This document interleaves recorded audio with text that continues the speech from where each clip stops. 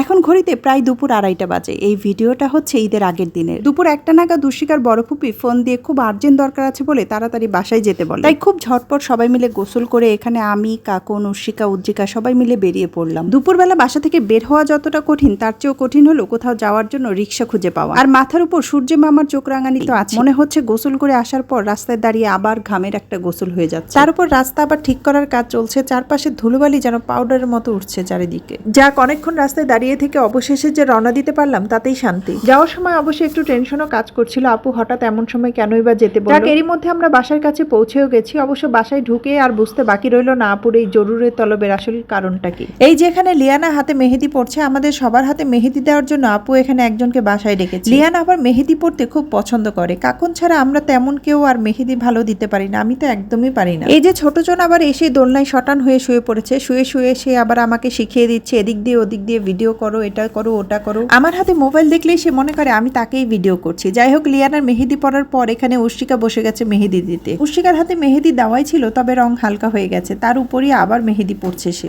উর্শিকা মেহেদি পড়ছে, এরই মধ্যে আরেকজন খুবই ব্যস্ত হয়ে গেছে মেহেদি পড়ার জন্য। তো উর্শিকাকে কোনো রকম শেষ করে তাকে দিতে হচ্ছে এখন মেহেদি। সে আবার প্রচন্ড ভদ্র ছাত্রীর মতো বসে আছে, একটুও নড়ছে না, ভয়ে সে কথাও বলছে না, পাছে যদি তার আবার মেহেদি দেওয়াটা খারাপ হয়ে যায়। এরপর অবশ্য আমিও দিয়েছিলাম। আজ কত বছর পর যে মেহেদি পড়েছি তা আমার মনেও নেই। খুব ছোটবেলা ঈদ আসলেই মেহেদি পড়তে হবে এমনটা অনেকটা মনেই হতো আমার। কিন্তু একটু বড় হওয়ার পর থেকে কেন জানি মেহেদি পড়ার প্রতি আর একদমই তেমন কোনো আগ্রহ কাজ করতো না। অবশ্য আমার হাতে মেহেদির রং খুব একটা সুন্দর আসে না, এটাও হয়তো বা কারণ হতে পারে। যাক, আমরা সবাই এখানে মেহেদি পড়ার পর আবার একটু ঢংঢাঙও করছিলাম কারটা কেমন হয়েছে এটা নিয়ে। অবশ্য বেশ তর্ক বিতর্কও চলছিল এখানে। মেহেদি দিয়ে আর আমরা বেশি দেরি করিনি, সোজা বাসায় চলে এসেছি। সকালে ঈদ, তাই রাতে আমরা কিছু কাজ গুছিয়ে রাখবো যেন সকালে খুব একটা হিমশিম খেতে না হয়। এখানে রোস্টের মুরগিগুলো ভেজে রাখবো আর গরু মাংসটা আমরা রাতেই রান্না করে রাখবো। আসলে ঈদ আসার আগে মনে কত খুশিই না কাজ করে, আর ঈদের মুহূর্তগুলো যেন এসেই খুব দ্রুতই চলে যায়। একটা দিন সুন্দর করে কাটানোর জন্য আমাদের কত পরিকল্পনা, কত আয়োজন, কত পথ পাড়ি দিয়ে আসা প্রিয়জনের সাথে সুন্দর কিছু মুহূর্ত কাটানোর জন্য।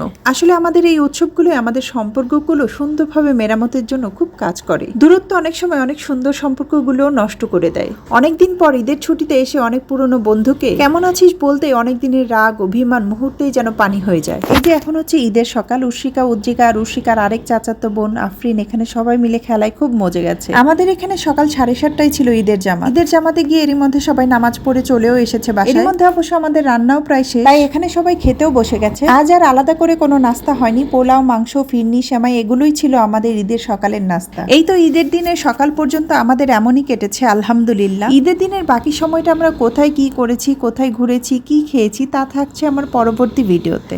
এতক্ষণ সাথে থেকে পুরো ভিডিওটা দেখার জন্য সবাইকে ধন্যবাদ। কথা হবে নতুন কোনো ভিডিওতে, সে পর্যন্ত ভালো থাকবেন সবাই। আল্লাহ হাফেজ।